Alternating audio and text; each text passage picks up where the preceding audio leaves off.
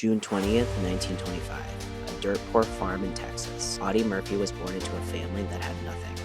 His father abandoned them. His mother died when he was 16. He dropped out of school in 5th grade to pick cotton and feed his younger siblings. He was 5'5", weighed 110 pounds, baby-faced, looked younger than he was. When World War II broke out, Audie tried to enlist. The Marines rejected him, too small. The paratroopers rejected him, too short. So he lied about his age and joined the Army infantry. He was 17 years old. No one thought he would last a week.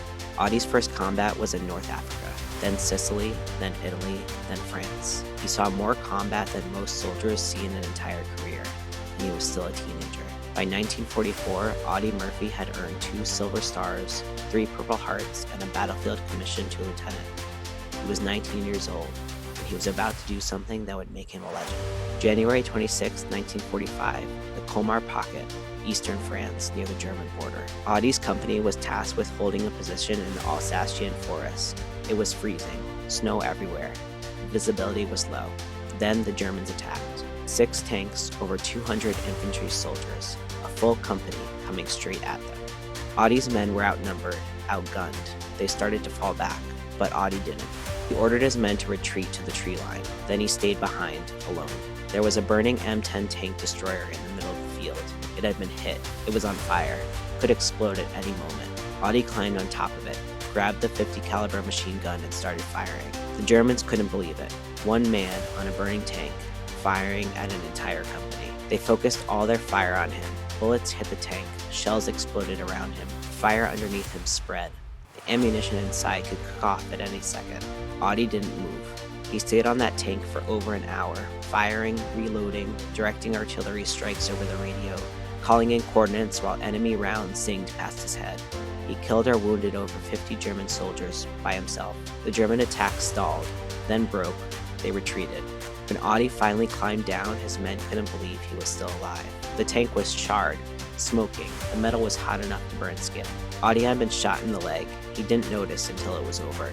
He refused medical evacuation. He stayed with his men. For that action, Audie Murphy was awarded the Medal of Honor, the highest military decoration in the United States. But he wasn't done.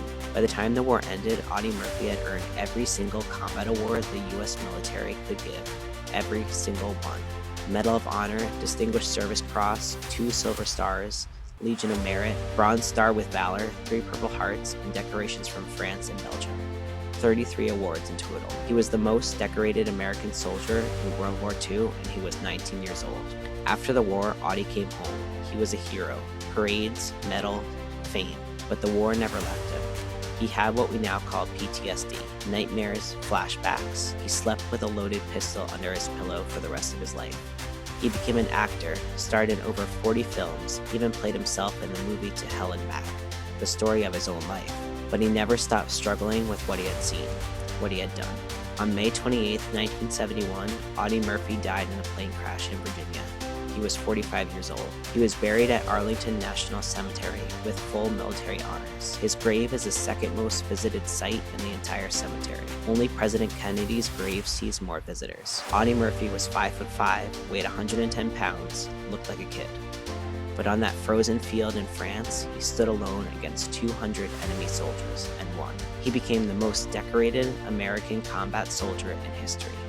Not because he was the biggest or the strongest, but because when everyone else ran, he stayed.